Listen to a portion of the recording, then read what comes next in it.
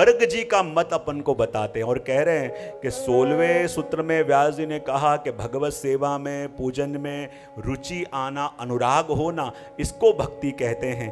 लेकिन गर्ग जी ये बताते हैं कि भगवत कथा आदि के अंदर जीव की रुचि होना, जीव का अनुराग होना, उसको कहते हैं भक्ति। पहले क्या कहा? सेवा में, पूजन में अनुराग होना, उसको कहा भक्ति। अब गर्ग जी कह रहे हैं कि भगवत कथा में अनुराग होना, उसको कहते हैं भक्ति। बोले क्यों? क्यों कई बार भगवत गुणगान, एक होता है प्रभु का नाम लेना पड़े, एक होता है कि नाम लिए बिना रहा न जाए।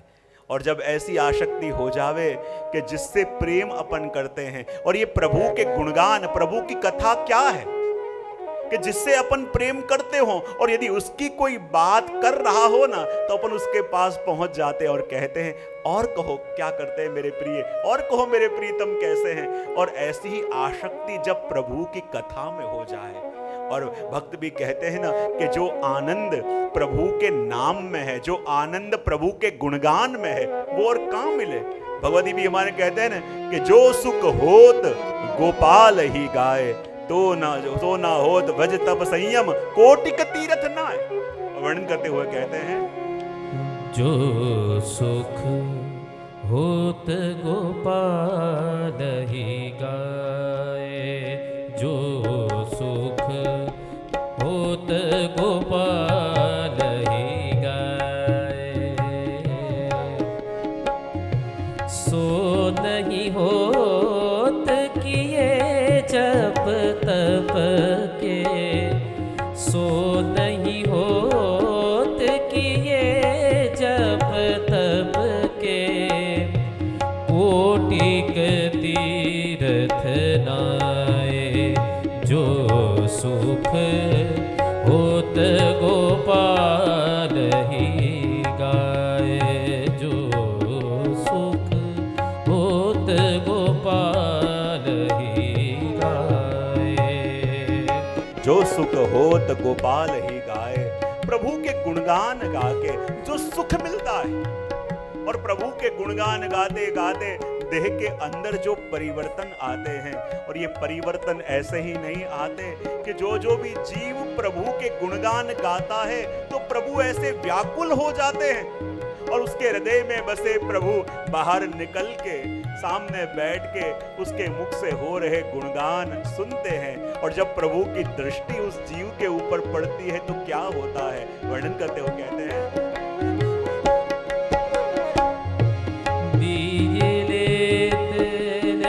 चार पदारथ चरण कमल चितलाए, तीन लोक तृण सम करि देखत, नदन दन उर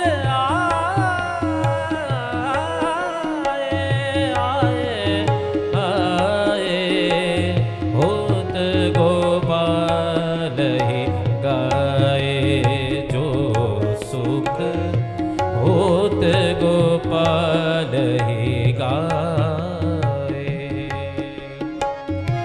और कहते हैं ना, ये प्रभु के गुणगान में रुचि होना, प्रभु के गुणगान के अंदर मन जाना, ये भी कोई सहज वस्तु नहीं है। बहुत वर्षों पहले की बात है, मैं कई बार कहता हूं कि जब कहीं यहाँ गुजरात के अंदर ही अकाल पड़ा हुआ था और कुछ गाय के कैटल कैंप के लिए हमको राजस्थान की बॉर्डर की तरफ जाना था, और उस गांव के अंदर जहां जाना था वहां न कोई हरा झाड़ न कोई, और ऐसा छोटा सा गांव के जहां कहीं उस गांव के नाम का बोर्ड भी नहीं था।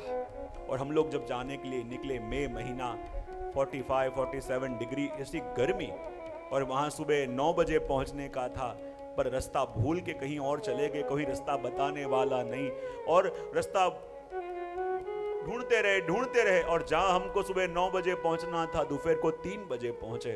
और ऐसा उज्जड़ गांव जहां एक भी हरा वृक्ष तक नहीं, और जहां खेत के अंदर सभा होने वाली है, जब वहां पहुंचे मैंने कहा इतनी देर हो गई कौन होगा, लेकिन जब जाके क्या देखा कि पूरे खेत के अंदर गांव के सारे लोग बैठे हुए हैं, ना माथे के ऊपर कुछ बांधा हुआ है, ना कोई मंडप है, ना कुछ भी नहीं है। खेत के अंदर माथा ढक ढक के बैठे हैं और छोटे छोटे बच्चों को अपनी गोद में लेके बैठे हैं। जब ऐसा दृश्य देखा कि मानो अग्नि बरस रही है, पूरा रेगिस्तान जैसा है, एक हरा झाड़ तक नहीं है, और उस उज्जड़ भूमि के अंदर लोग, पूरा गांव बैठा हुआ है और छोटे छोटे बच्चों को गोद में लेके। तो मैंने कहा कि जब आने में देर हो गई तो हमारे आने के बाद सरपंच से कहा आप सबको बुला लेते। तो उन्होंने कहा कि जी समय तो सुबह 8-9 बजे का था, ये सारे लोग सुबह 8 बजे से यहीं बैठे हुए हैं। मैंने कहा इतनी धूप में और छोटे छोटे बच्चे को लेके बैठा कि क्यों रखा, हम रास्ता भूल गए थे, देर हो गई। तो उन्होंने कहा जी इतना ही कह सकते हैं, आज कितने वर्ष बीत गए, हमारी कितनी पीढ़ियां बीत गई, आज पहली बार हमारे गांव में सत्संग होने जा रहा है। आप आज दोपहर को तो क्या, कल दोपहर को 3 बजे पधारते तो भी हमारे गांव का छोटा सा बच्चा भी यहां से नहीं हटता, क्योंकि हमारे भाग्य में तो पता नहीं सत्संग है कि नहीं, पर हम जाने कौन से छोटे से इस बालक के ऐसे भाग्य हैं कि हमारे गांव में आज पहली बार सत्संग हो रहा है।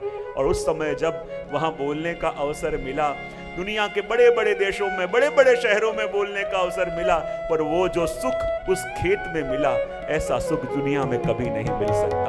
क्योंकि ऐसी सत्संग की, ऐसी भगवत कथा की आतुरता के जो वर्णन भगवती करते हैं। बंसी बट वृंदावन जमुना तजिवे कुंठ को जाए, तजिवे कुंठ को जाए। सूरदास हरि को सुमिरन का,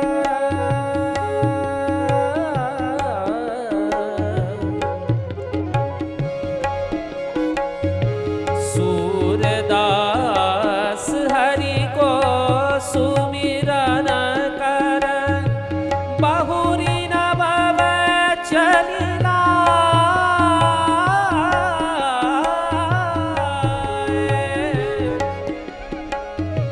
बहुरी नभ चलिलाए।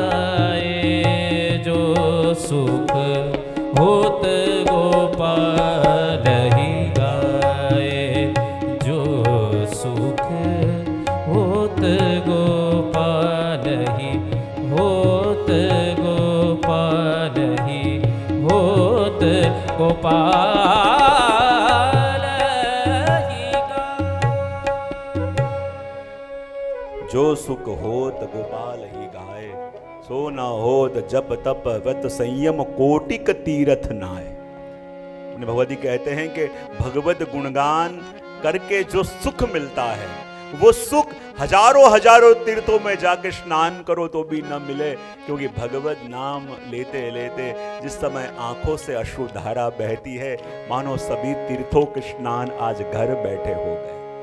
भगवत नाम लेते लेते जब रोमांच होता है, रोम रोम जब खिल जाते हैं, मानो रोम रोम में बैठे हुए सभी देव आज प्रसन्न हो गए। वही तो भगवत कथा में रुचि है।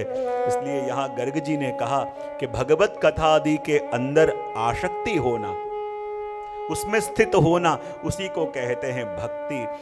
और कैसे कैसे प्रसंग अपने वहाँ ये भगवत कथा की आसक्ति के मिलते हैं। और कथा भी कैसी है, तव कथामृतम तप्त जीवनम, संसार के ताप को मिटाने वाली ही कथा है, प्रभु का परिचय कराने वाली ही कथा है। और प्रभु को जानना हो तो कथा के द्वारा ही जान सकते हैं।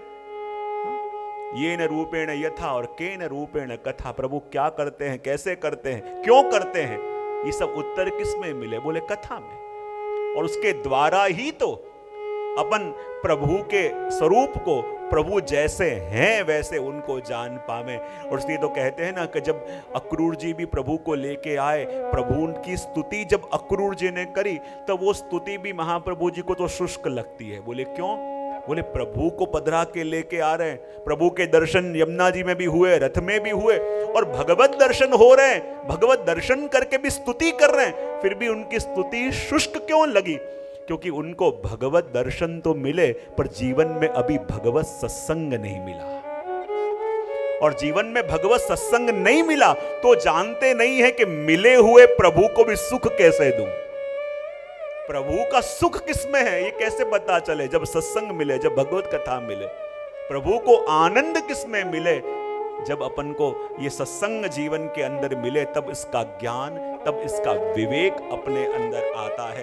इसलिए कह दिया कि भगवत कथा के अंदर प्रीति होना, भगवत कथा के अंदर आसक्ति होना, ये भक्ति है। ऐसा कौन मानते हैं?